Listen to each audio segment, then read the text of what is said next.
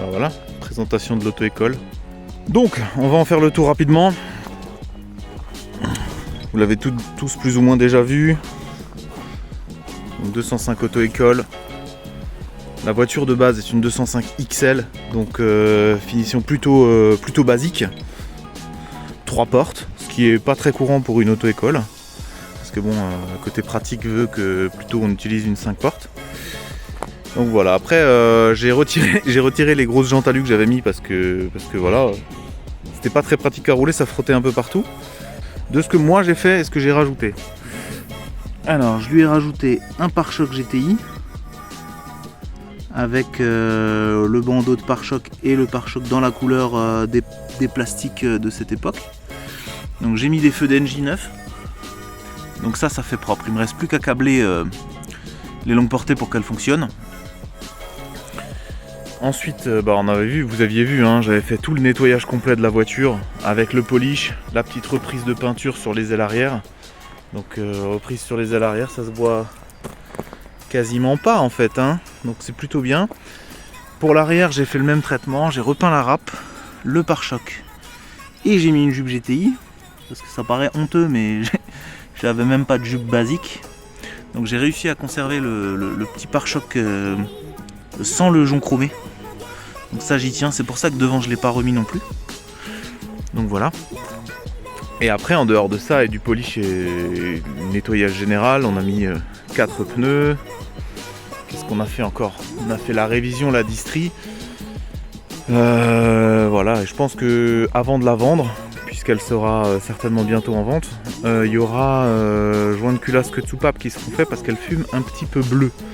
Mais bon, c'est commun pour ces voitures là, hein. Donc tout ce qui est spécifique à l'auto-école, ça va se passer évidemment à l'intérieur. En dehors de la petite borne voiture-école qui m'a gentiment été offert par Robert. Donc voilà, un intérieur de 205 XL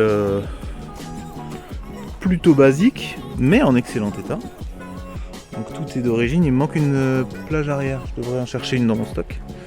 Donc c'est vraiment basique. C'est à l'intérieur.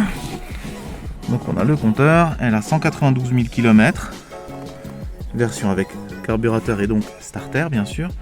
Et donc ce qui nous intéresse, ça va se passer ici. Donc j'ai la boîte avec les commandes qui sont toutes fonctionnelles. Donc c'est la boîte à gants spécifique pour les auto-écoles. Voilà, avec le système de raccordement câblage. Un espace de rangement qui reste quasiment de la même taille finalement. Donc voilà. Donc là on a les clignotants. Droite-gauche, le klaxon. Ça fonctionne. Et puis là c'est pour faire des appels de phare. Et ça fonctionne aussi. Donc voilà. Donc ça déjà c'est la partie plutôt sympa de faire le fou dans cette voiture. Et ensuite on a la double commande. Donc l'embrayage n'est pas raccordé, hein. Je l'ai pas raccordé parce que en fait j'en ai pas l'utilité objectivement. Le frein, lui, est raccordé, vous voyez. Le frein fonctionne, donc là il entraîne l'autre pédale parce que elle n'est pas au fond, hein. Mais ça fonctionne. Et l'accélérateur pareil, il n'y a pas de pédale, c'est juste le petit truc, mais il fonctionne aussi. Donc ça c'est assez rigolo. Donc tout fonctionne. Donc celle-ci serait raccordable, hein, c'est pas trop le problème. Il faut simplement mettre une vis écrou de l'autre côté, côté conducteur. Donc voilà, donc c'est plutôt sympa, ça fonctionne bien quoi. C'est une vraie voiture d'auto-école finalement, avec sa petite boîte. Donc ça c'est pas mal. Après bon, il reste quelques finitions à faire à l'intérieur que je laisserai faire au prochain propriétaire si jamais on tombe sur quelqu'un qui veut quelque chose d'atypique. À savoir que sur la carte grise, elle n'est pas en auto-école. Donc ça permet quand même de pouvoir de se promener avec sans être embêté quoi. Et puis on a aussi le double rétro. Donc c'est un support de base qui m'a aussi été offert par Robert d'ailleurs.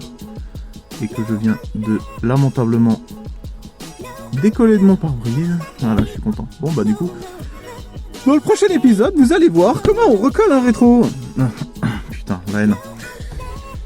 Donc voilà, donc c'est un double rétro, ça se présente comme ça. Donc vous le branchez sur le truc qui est collé, en théorie collé sur votre pare-brise.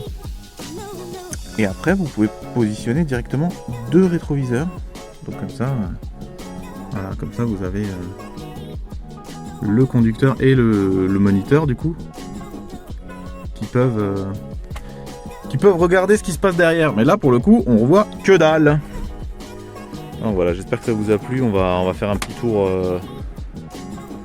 avec la voiture pour l'essayer avant de la mettre en vente. Et puis bah vous verrez sûrement sur la page qu'elle sera en vente très très bientôt pour un prix correct.